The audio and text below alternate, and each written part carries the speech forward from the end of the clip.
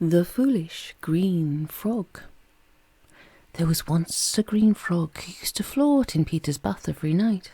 He was a nice little toy frog, and he and the toy goldfish swam together for Peter and made him laugh. One day, Peter took the toy frog out into the garden with him. He played with it for a little while and then threw it onto the grass. When it began to rain, he ran indoors and left the toy frog by itself. The frog didn't like the rain. It was afraid its nice green paint would come off. So it hopped away under a bush, and there it met a big thrush, turning over some moss to hunt for snails. "Hello," said the thrush in surprise. "What are you doing here, little frog? I thought all good frogs lived in ponds in the springtime." "Is that so?" said the little frog.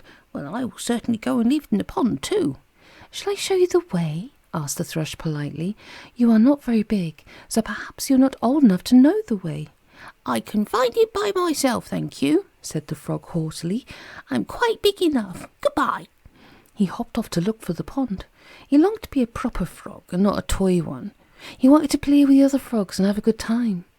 But he didn't really know what the pond was like, so after a bit, when he met a garden snail, he stopped and spoke to him. "Good day," he said. "Could you tell me if I'm anywhere near the pond?" "Well," said the snail, looking all around, "that looks like it over there, doesn't it?" The snail pointed with his horns to a large puddle on the path. The snail was very small, so to him the puddle was as large as a pond. The frog took his word for it, and at once leapt over to the puddle. He lay down in it, hoping that very soon he would see one or two real frogs to play with. But he didn't. The sun came out and shone warmly, and very soon the puddle began to dry up. Then the frog found himself lying on a dry path, and the thrush, who came flying by at that moment, laughed loudly. "Did you think that puddle was the pond?" she cried. "Oh, you funny little fellow, that was only a puddle, and now it's dried up, so if you don't move, someone will come along and tread on you." The frog hopped off quickly, angry with the laughing thrush. Soon he came to a big old sink, lying on the ground full of water. The gardener had put it there for the hens to drink from, but the little frog felt sure it was a pond. So into the old sink it hopped and swam around looking for more frogs to play with, but he didn't find any. Soon along came two big hens to have a drink, and they clucked loudly when they saw the little green frog. "A frog in the drinking water? Think of that. Let's drink him up." They pecked at the frightened frog, but he sprang out of the old sink and hopped away.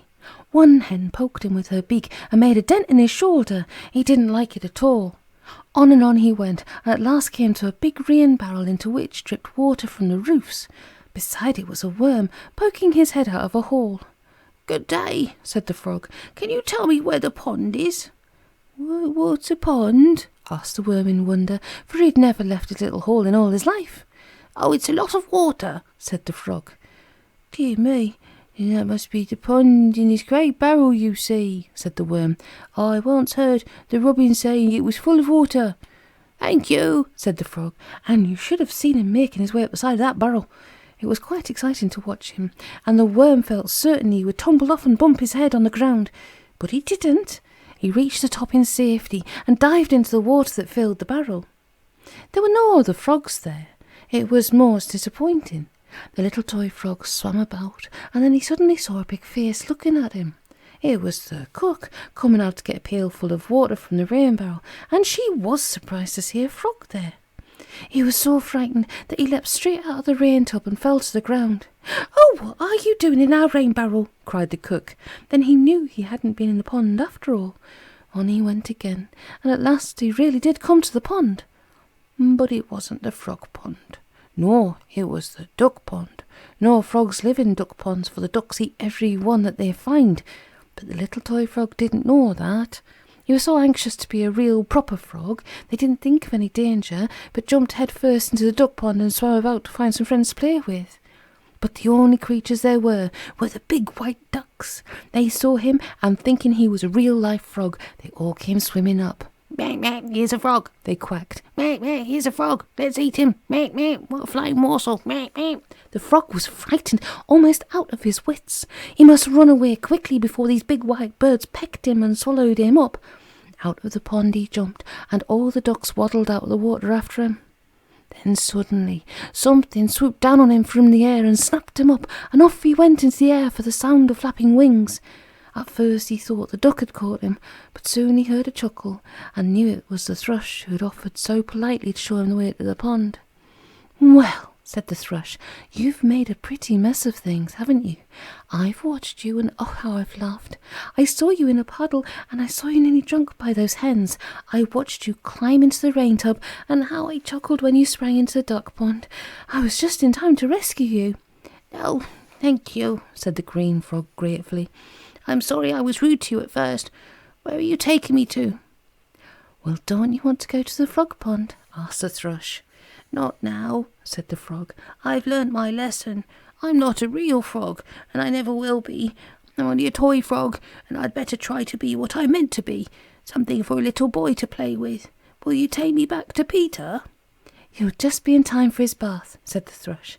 She flew in at the open window and dropped the frog from her beak. Splash! He fell into a bath of warm water, and a little voice cried out, "Oh, look, it's Froggy back again. Oh, wherever did he come from?"